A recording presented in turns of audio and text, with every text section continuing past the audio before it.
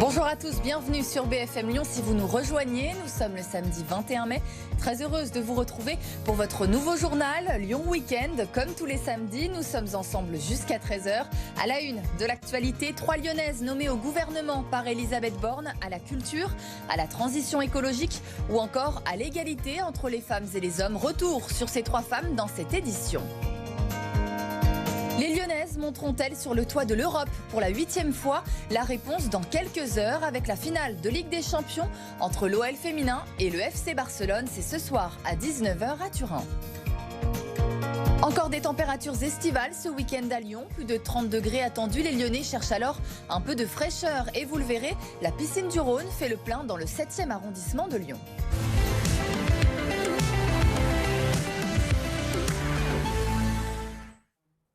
Trois Lyonnaises ont été nommées dans le nouveau gouvernement ce vendredi par la Première ministre Elisabeth Borne, à la culture, à la transition écologique ou encore à l'égalité entre les femmes et les hommes. Retour sur ces 3 Lyonnaises avec Mathilde Couvillère-Fleurnoy. 3 Lyonnaises viennent d'être nommées au gouvernement d'Elisabeth Borne. L'annonce a eu lieu dans l'après-midi. Il s'agit de Rima Abdul-Malak, Amélie de Montchalin et Isabelle Rome. Rima Abdul-Malak a été nommée ministre de la Culture. Après avoir passé son enfance au Liban, elle est arrivée à Lyon avec toute sa famille.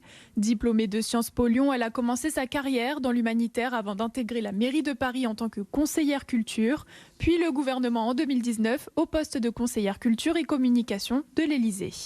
Elle était avant la ministre de la Transformation et de la Fonction publique. Amélie de Montchalin vient d'être nommée ministre de la Transition écologique et de la Cohésion des territoires. La jeune ministre de 37 ans a fait ses études dans les plus prestigieuses écoles à HEC et Harvard, avant de se faire élire en 2017 députée de l'Essonne et en 2019 secrétaire d'État chargée des affaires européennes. Et enfin, la lyonnaise Isabelle Rome est la nouvelle ministre déléguée à l'égalité entre les femmes et les hommes, à la diversité et l'égalité des chances. Cette ancienne magistrate a été également la plus jeune juge de France à seulement 23 ans, en 1987. C'est en 2000 qu'elle fait ses premiers pas en politique en intégrant le cabinet de la socialiste Marie-Lise Lebranchu. Alors garde des Sceaux, elle est également autrice de 4 livres. Si vous souhaitez profiter des températures estivales pour faire une balade dans les rues de Lyon ce samedi, eh bien vous ne serez pas dérangé par les voitures. L'opération La Voie est libre est de retour ce samedi. De nombreuses rues sont piétonnisées dans les arrondissements lyonnais jusqu'à 19h. Les voitures sont donc interdites. Des animations sont prévues dans le 5e, dans le 7e ou encore dans le 9e arrondissement. Attention, si vous devez prendre le train ce week-end, le trafic des TER est interrompu dans le sud de Lyon jusqu'à dimanche 15h pour des travaux.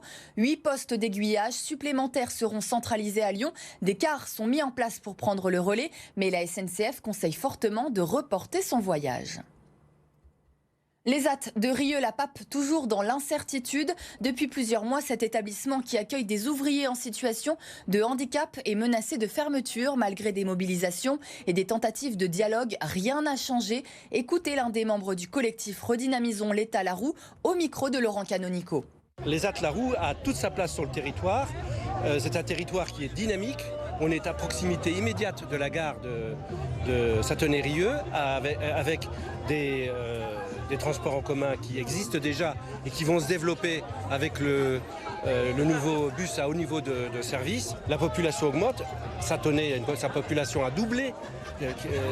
Et donc un ESAT, c'est un équipement comme un théâtre, comme une piscine, comme une école. On a besoin d'un ESAT dans un territoire dynamique. Jour de finale pour l'OL féminin, plus que quelques heures avant le choc face au FC Barcelone en Ligue des Champions à Turin. À la clé de cette rencontre, un possible 8e sacre pour les Lyonnaises. Les précisions avec Clément Lanuc. Elles l'attendent avec impatience. Revivre ces scènes de liesse, retrouver leur trophée. Cette année, on veut aller rechercher notre trophée, entre guillemets, et on fera tout pour. On va chercher ce qui nous appartient et on y va comme des lionnes. C'est marrant parce qu'on s'est un petit peu approprié, parce que mine de rien, quand on la gagne 5 fois de suite et 7 fois en tout, c'est pas rien, mais c'est sûr qu'on a envie de la regagner. 7 titres records dans la compétition et l'occasion en cas de victoire d'inscrire un peu plus leur nom dans la légende de la Ligue des Champions. La Ligue des Champions, bien évidemment, il y a une histoire particulière avec l'OL. 7 titres, c'est énorme. C'est une compétition qui leur tient à cœur et c'est certainement aussi pour ça qu'elles disent notre Ligue des Champions. Une Ligue des Champions abandonnée l'an dernier, après une saison blanche, face au FC Barcelone. L'heure est à la revanche. Le fait d'avoir perdu la saison passée, c'est comme si on n'avait rien dans le palmarès et qu'on allait chercher un premier titre. Personne n'a fait ce que le club a fait en termes de Champions League. Donc notre trophée, parce que je suis compétitrice et c'est le mien, je le reveux à la maison, mais on verra bien. Dans une finale qui est aussi un remake d'il y a 3 ans, Lyon s'était imposé 4-1, une époque où les fenotes régnaient alors sur l'Europe. C'est le dernier rendez-vous pour l'OL avant les vacances. Un ultime match sans enjeu face à Clermont. Ce soir à 21h, l'occasion de faire le bilan et de se projeter déjà sur la saison prochaine. Écoutez à ce sujet le milieu de terrain lyonnais Jeffrey Adélaïde ainsi que l'entraîneur adjoint Claudio Cassapa. Nous, à l'intérieur du vestiaire et même à l'intérieur du club, on n'est pas fiers de ce qu'on a fait cette saison. On est tous fautifs sur plusieurs aspects. On s'en veut... Réellement, il faut comprendre que nous, on est les premiers atteints. Et voilà, aujourd'hui, il faut aller de l'avant, penser à la saison prochaine et pas faire les mêmes erreurs que cette année. Nous, les coachs, on était derrière les joueurs pour leur dire que c'est pas encore fini. On veut au moins finir la saison bien comme il faut. On veut aussi prendre la 7e place. Le Loup Rugby, lui, se déplace à Bordeaux ce samedi, 5e du top 14. Ils ont pour l'instant un seul point d'avance sur Toulouse et La Rochelle.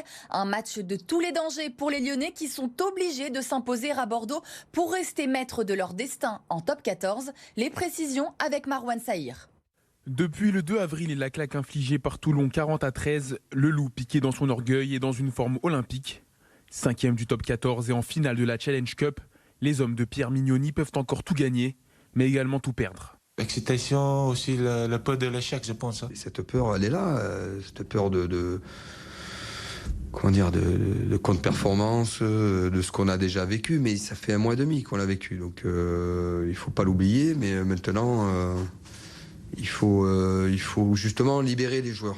Et je ne veux pas qu'ils ressentent une certaine pression ce week-end, et le week-end d'après et celui d'après. Face au Loup ce samedi se dresse l'Union Bordeaux-Bègles, 2e du classement, mais surtout la bête noire de Lyon à l'extérieur. C'est simple, depuis février 2012 et leur première confrontation dans l'élite, les hommes de Pierre Mignoni n'ont jamais pris de points sur le terrain de l'UBB. Mais au vu de la méforme actuelle des Bordelais, cette statistique pourrait bien tomber ce samedi. Si à l'extérieur on a les fondamentaux qui sont très solides, ça peut vraiment faire quelque chose de bien à la fin, quoi. Donc voilà, très, très costaud. En plus, il risque de faire très chaud. Donc voilà, il va falloir vraiment être discipliné, gérer les temps faibles. Préparer le futur proche tout en assurant le présent, c'est l'équation que Pierre Mignoni devra résoudre. Car en seulement 6 jours, la saison peut passer d'héroïque à saison à oublier. Le VHA arrache le maintien lors du dernier match de la saison. Ce vendredi, le club de handball jouait sa survie en 2e division. Les Villeurbanais se sont imposés 37-31 face à Sarrebourg dans une salle des gratte-ciel qui affichait complet à Villeurbanne. Écoutez le manager général du club ainsi que l'arrière droit du VHA au micro de Vincent Serrano. On s'était dit, si ça se trouve, c'est une bonne chose puisque le dernier match c'est Sarrebourg à la maison. Ça peut jouer là, ça s'est joué là. Donc voilà, on est content. Voilà, ça aurait pu être différent, c'est magnifique. Après tout ce qu'on est passé, croyez-moi, ça n'a pas été difficile, ça a été très très difficile. Franchement, un soulagement. Et bravo à toute l'équipe et bravo au public. Franchement, c'était magnifique. On a des joueurs qui sont inexpérimentés. Moi, j'ai jamais joué en Pro League. Il fallait se faire au niveau. Et franchement, c'était une saison compliquée, mais elle est amplement méritée pour tout le monde, quoi. Encore des températures estivales ce week-end à Lyon, plus de 30 degrés attendus. Les Lyonnais cherchent alors un peu de fraîcheur et pourquoi ne pas en profiter pour aller se baigner à la piscine du Rhône. Elle a fait le plein cette semaine dans le 7e arrondissement de Lyon. Laurent Canonico, Clémence Delarbre et Stéphanie de Silgui. Une eau à 27 degrés, un soleil au zénith. Le cadre est idéal pour venir se ressourcer avec l'arrivée des premiers pics de chaleur. Il y a de l'ambiance et puis voilà. C'est très convivial et puis franchement on se fait plaisir. Après une bonne journée de travail, ça fait du bien. C'est la première fois, nous étudiants on est là que depuis l'an dernier. On savait pas trop que ça existait, on a trouvé ça, et puis c'est pas cher, c'est 2,60 en étant étudiant, quoi, donc c'est pas mal. On a fait quelques longueurs, c'est surtout histoire de se rafraîchir un petit peu, de profiter et d'attendre que la chaleur passe, quoi. Un oasis de fraîcheur très convoité par les baigneurs. Depuis 10 jours, la piscine du Rhône connaît une fréquentation exceptionnelle, avec un record de plus de 1700 entrées en une journée. Il nous est arrivé de dépasser les 1200-1300 entrées avant la période de Covid sur les ponts du mois de mai, mais plus, je dirais, sur des week-ends. Là, c'est vrai que même en semaine, avec ces fortes chaleurs, on a vraiment battu des records. Seul bassin en plein air ouvert, ici les sportifs habitués côtoient ceux qui viennent se reposer. Pour assurer au mieux la cohabitation, 4 maîtres nageurs et un chef de bassin veillent au respect des règles de sécurité. Les règles de sécurité, c'est de ne pas faire d'apnée, de ne pas courir au bord du bassin, de ne pas faire des saltos quand on plonge, de faire attention où on atterrit. Ce week-end, les températures devraient atteindre les 34 degrés. Alors, si vous voulez aussi en profiter, n'oubliez pas de réserver votre créneau et évitez ainsi de longues heures d'attente.